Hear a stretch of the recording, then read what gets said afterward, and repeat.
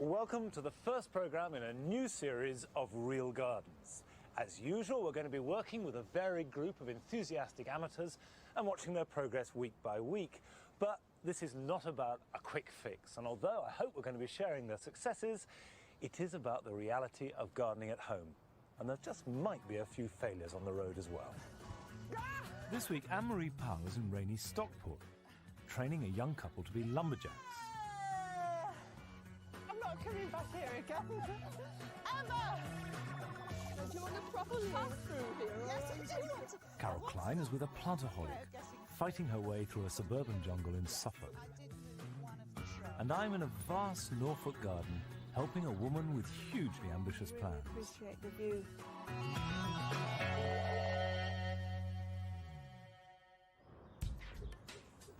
On the outskirts of Stockport is the three-bedroom semi which TV engineer Mike Woodall bought last year together with his fiancée Alison Buckley. They plan to redesign both the house and garden over the course of this summer. The couple grew up on the same street and have known each other all their lives, but they won't live together until they get married next year. And if you think the place looks a mess, you should have seen the garden before they took it over. It's just a jungle. 6 or 7 foot high in weeds. Grass hadn't been mown for 18 months. It was just a complete mess. We want children, and we want quite a few kids. So the garden's got to be practical for that. Alison's a trained chef, so we'd like lots of vegetables, a nice veg patch. Herbs. And colour. That's my main priority at the moment. I just want plenty of colour, massive colour in my garden, happy garden. Their 125-foot patch is going to take more than a bit of mowing. I don't know anything about gardening. Not a dicky bird, not a thing. But I'm really, really willing to learn. Who better to take them in hand than Anne-Marie Powell? Yeah, this is a back garden. It doesn't look like you, though, this garden. It's not got your personality on it, has it? We've not done anything. All we've done is cut back and plant a few bulbs just to give us a bit of colour for this year. So you don't mind working then? Not at all, we love it. Got to get stuck in, haven't you? Yeah. At the moment, you've got the ubiquitous garden lawn, haven't you, with a path straight down the middle of it, very British. And then you've got these trees, which block this lovely view, actually. We'd like that one. We'd like to come out, and possibly the other one as well. Right. Block out too much light. They're right smack bang in the middle, aren't they? You come round here and you've got a totally different garden here, haven't you? Yeah. As I say, this was just a jungle. I like this bit best, actually. Do you? Yeah. It's a bit untidy. Sense of adventure, isn't there? This area around here used to be a pond. If we walk down, we can probably see. Down, 'cause it's all boggy, isn't it, down here? What's going on here? Some sort of path here. At the moment, the badgers and the foxes and the cats use it. There's a fox's den just through the bushes there. So you get a lot of wildlife in this garden. Yeah, we do. Is that something you want to encourage? Definitely. Yeah. Definitely like to keep that, Make that a part of the garden, yeah. Well, you've talked about everything that you've got in the garden, but what do you want to put in? Well, down here we want a big seating area, maybe decking, so we can do a lot of entertaining. Don't we have a lot of friends down, so where we can do so where we can do our entertaining down in the garden. And water as well, you said. Yeah, water. I think that's going to be a big part. Well, that sounds like loads. That's all, really. My hands hurt already. I was Just thinking about it. You really do. Yes, you don't even need to. It's time to sit down and mess around with some ideas on paper. That boring lawn and path has got to go, but I love the wild area, and I think we should fill it with bog-loving plants and build a raised boardwalk to see them from. We could even have running water down there. I like that. You've not done bad there. Thank you. There's lots to talk about, but before we can really see what we're doing, those trees have got to come down. Can I use this? Well, you can, but not for chopping down a tree. I think a bow saw would be more handy. You've got those. I reckon we should do it in sections, because that's quite big, isn't it? So let's get stuck in now. Right, let's go for it. Yeah. So, Bobby. The safest way to take this tree down is to lop 2 or 3 of its biggest branches off before tackling the trunk, stopping first to check there's nothing underneath that might get damaged. Do you know what these are? I don't know what it's called, but I know what it looks like. What does it look like? Like an orangey reddy flower. But when we first bought the house, it was just so out of control that I don't know whether to keep it or not. Oh, it is beautiful, though. I know what you mean. It takes over. It's Crocosmia. And it's got this gorgeous acid green foliage that comes up now. You get a real shock of really red flowers, and I think it's beautiful. It just needs controlling. I think get rid of some, give it away to your friends and keep the rest. Yeah, that's great. Yeah. Right, tools out. Tools out. Let's just chop this bit off first. So I'm going to climb up, chopping bits down as I go. Rightio. And I need a lift going up here. Does that mean I get to touch your bottom? I do. Fantastic.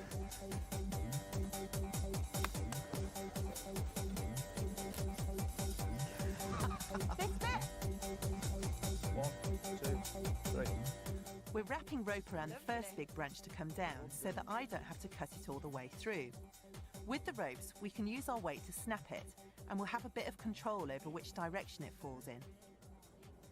See, now what I want to do is I want to tie it. If I have both ends, I've got control of it, whereas with one, you've no control over where it's going. You sure? Yeah, trust me, I'm a satellite engineer. The most important thing with a job like this is safety. I'm taking care to get out of the way of the falling branch. But if you don't fancy doing a job like this yourself, call in a professional. The three of us can pull this down. Are you ready? While I'm up the tree, this pruning saw is ideal because it only needs one hand, which means I can use the other one to hold on.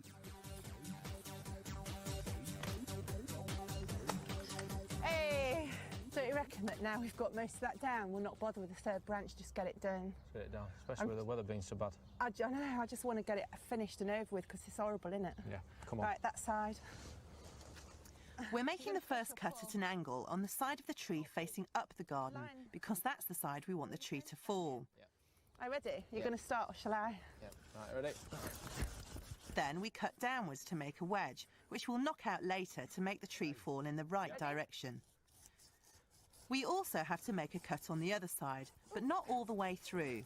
What do you reckon? I'm off for the pull. Should we give it a go? If you want, yeah. Take it out then. Right. The ropes will do the rest. Look at it move! Keep pulling. 30 minutes later, it's still raining and the tree still isn't down. Yeah! Oh, that was hard work, wasn't it? I'm not coming back here again. Ever! These trees were far too big for this garden and sapped it of light, moisture and nourishment. Now Mike and Alison can start again with some smaller trees which won't spoil the view. That was much harder than I thought. Look at the state of us! Come on, your face, come here. Like it off for me, Look, darling. there you go. You look much better You've got a now. bit there as well. There you go. But next time, though, it would be great if you could get some more of this back area all cleared up, wouldn't it? Get that old compost bin out and all these piles of scrap that are all around the place, and we've got a real clean start then, haven't we? Yeah, have to get stuck in, won't we? We will, yeah.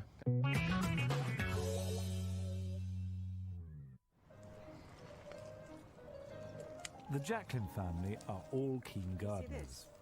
They live in an old farmhouse surrounded by an enormous 3-acre garden near the north coast of Norfolk. But it wasn't always like this. 5 years ago, the family were living in London with a garden barely big enough for a scratch game of cricket. Selling up and moving to the country means that they all have much more space, and Bryony has taken full advantage of it, drawing up her own plans and almost single-handedly creating an elaborate family garden. You see, I've always had a bit of a thing about plants, and then I was the plant monitor at school. So technically, if anyone brought in a vase of flowers, then I was to find the jam jar. But we had bindweed growing around the blackboard and horse chestnut seedlings in polystyrene cups and things, and I was told not to do it anymore. Martin used to be a professional musician, but he was attacked by intruders on the doorstep of their London home and is now severely disabled. So they've also had to do all of the work on a shoestring, as all they have to live on is Martin's disability allowance. The garden fills a space, I think, in all of us between what we had in London before moving because of being ill, and for the children especially, it's a whole new world for them. To get the lay of the land, Brian is showing me around. Now, what's this greenhouse for? I start the seeds off in there, although chickens use it for a dust bath. This was All her greenhouses are second-hand, and none of them have any heating, but Bryony still manages to raise almost all the plants for her big new flower beds. I'm sure. So you've got these beds that you've carved out of the grass. Are you going to keep adding to those? Yes. A la Alan Bloom. Yes. Very wet here, isn't it? Yeah, well, this is, I thought, the perfect place for a bog garden. That is official, formal bog garden, designated. Yes. It was just part of the grass, but it also it seemed like a nice shape to mirror the pond. Because, I mean, this is not... Bryony has got plenty more plans for this side of the garden, but her first priority is to improve the view from Martin's bedroom window. At the moment, there are 2 lawns, divided by a circular gravel drive in front of the house. The plan is to remove a section of the drive, join up the lawns, and create new border areas on either side. I've got a plan here now. That's very beautiful. So, we're here. Yep. Looking that way. Yes. Drive has to go, curbstones have to go, Yep. border has to go. And all these shrubs, tree stumps, everything, they've got to come. Fine. And that gives Martin this fantastic view from his window. So that's his room there? Yep. So he can really appreciate the view through even to the top field. Well, that's perfectly possible. What sort of time scale are you looking at? Oh, I should think by the end of the day. In your dreams, we will make a start. We'll make a start. And helping us is Bryony's son, Christopher. Are you going to help us? I am indeed. Let's get on with it. We are shifting all the gravel from the area where the new lawn and borders will be, and lifting the curbstone from what was the edge of the drive. Luckily, they don't have deep foundations, so Christopher and I can just about lift them out by hand. Meanwhile, Bryony has the less arduous but no less important task of moving all the little plants that have seeded themselves in the gravel. What's the soil like under here? Oh, I think we need to have a probe. Pretty nasty stuff, isn't it? It's not a good colour, is it? No, not a good colour, not a good texture either. See, it's got a layer of hogging. It's a stone and clay compound, and it goes quite hard. You have to break that up and mix it in, and probably add some topsoil or some compost, whatever you've got. Come on, Christopher, back to work. Next job is to dig over the soil in one of the new borders so that Bryony can get on with her planting. Now, Monty, I've found a treasure here. Oh, let's have a look. This is a cranberry here, so I want to pot this up. Oh yeah, there it is. There they're coming up. Cranberry cordifolia. Oh look, what I've just uncovered. Can you see it in there? A poor little frog hiding in there, in amongst the cranberry. I've disturbed her, I'm very sorry. That's very impressive. It's quite a big one. I don't want to break the roots off. Oh, the ground elder is right in it. Yeah, I think we Do you know what I'd do? I'd take it out tease it and out. clean it out.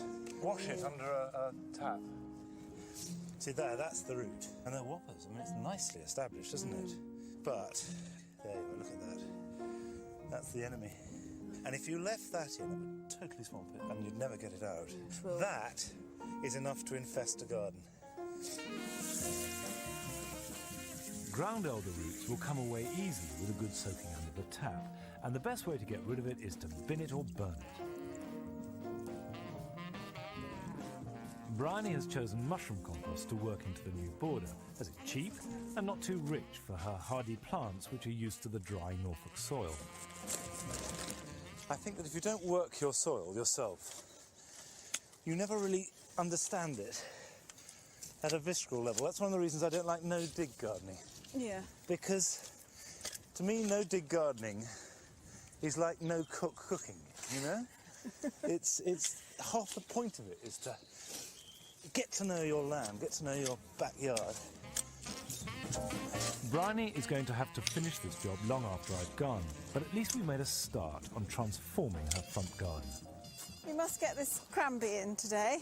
Right. Well, it's nice and clean, it looks. Yeah, guaranteed. Everyone that comes to the garden, they say, what is that plant? And... Right. Of course, it's perfect for your soil, isn't it? As long as it's got a decent root run and free draining, It'll grow anywhere, I think. But, and, you know, we've got these big cabbagey leaves and wonderful sort of miasma of white flowers. Make a big show. OK, happy? Yep. Good. Smells of lily. After the break, Carol Klein is in Suffolk with a woman whose shrubbery is growing out of control, which is more than can be said for her vegetables.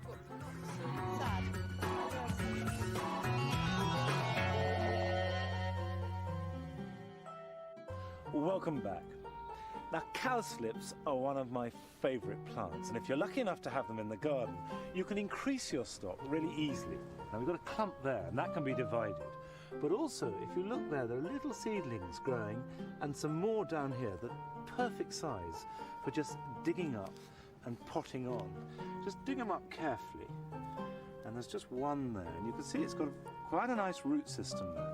Stick them in a little pot with a bit of John in his compost, and put them in a cool place until the autumn, when you can plant them out, about 9-inch spacing, by which time there'll be nice strong plants and will flower next year.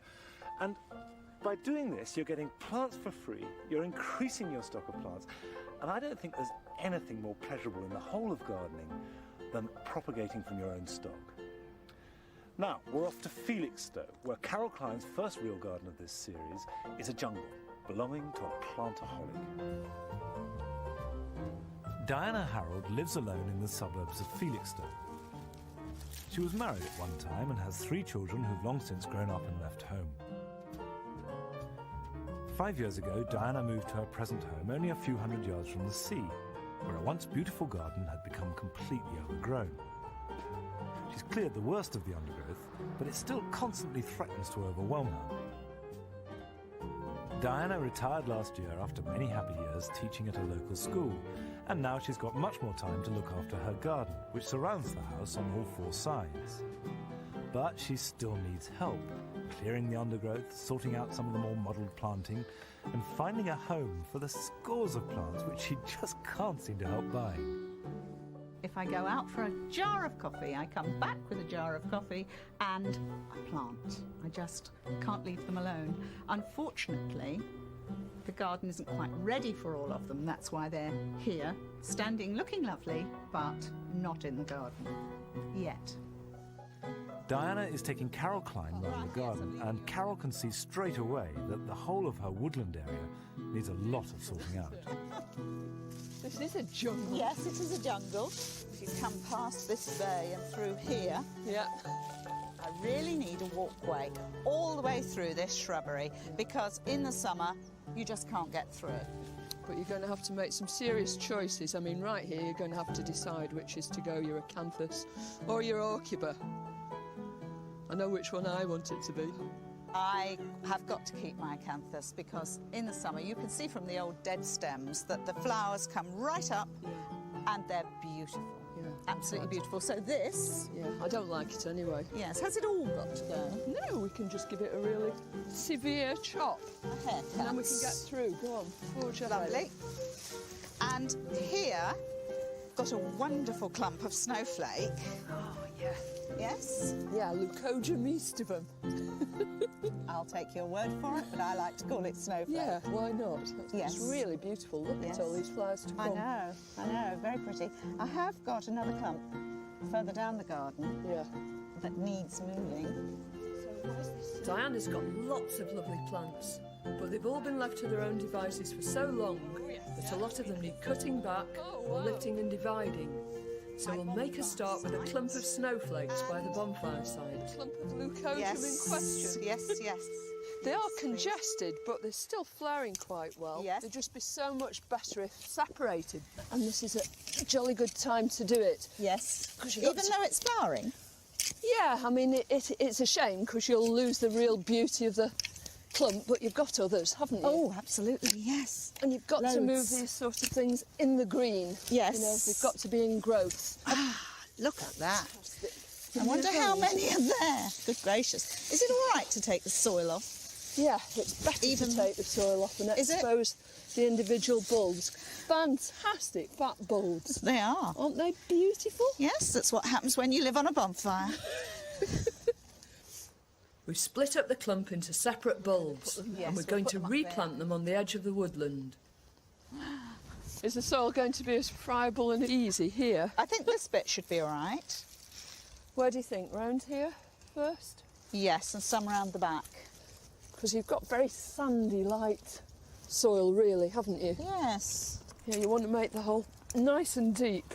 I mean, this plant occurs naturally in the wild, beside rivers and streams. Oh.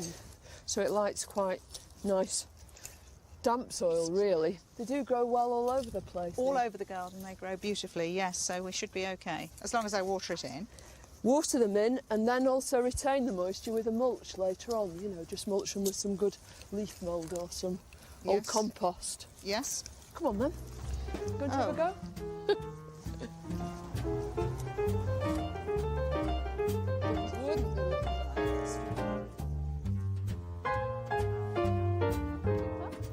Once we finish with the leucogyms, it's time to turn our attention to Diana's new vegetable patch, which hasn't been entirely successful.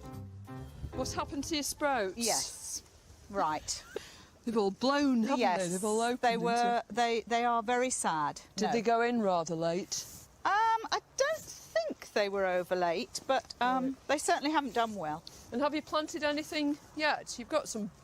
Are they baby cabbages or? No, they're sprouting broccoli from last year. Oh, right. But I was too late putting them in. Yes. I was too late putting the leeks in. They're very nice little leeks, very delightful dainty. leeks, yes. Yes, but you wouldn't get more than a gallon of soup out of those, would you? No, I'm afraid not. You're getting a bit behind, really, so how about catching up? I think we'd better. If Diana wants to do better this year, she's got to start sowing now. Let's sow these cabbage seeds then. Can you do the sowing? Yes. Just a pinch of seed into each of these cells. Does it matter how many seeds go into well, each one? 2 or 3. 2 or 3. Yeah, but who's counting? Because what you do is just thin them down to the best seedling, the strongest seedling later. And you have to discard the rest. You push them down first. Oh, sorry, push. Just slightly. And then just a little bit of the same compost over the top of them. Just a pinch. Mm-hmm. And then they need to be watered. If you pour some water into the bottom of that tray, because seeds are always better watered from underneath anyway. And when you see the top of the compost is damp, then we'll just pull it out and drain it off for a minute. Right. And then stand it on a nice, cool, very bright windowsill. Mm-hmm. And the lid? Yeah, plonk the top on, at least until they've germinated. Yeah. And in a few weeks' time, we should be planting these out in the garden. Lovely.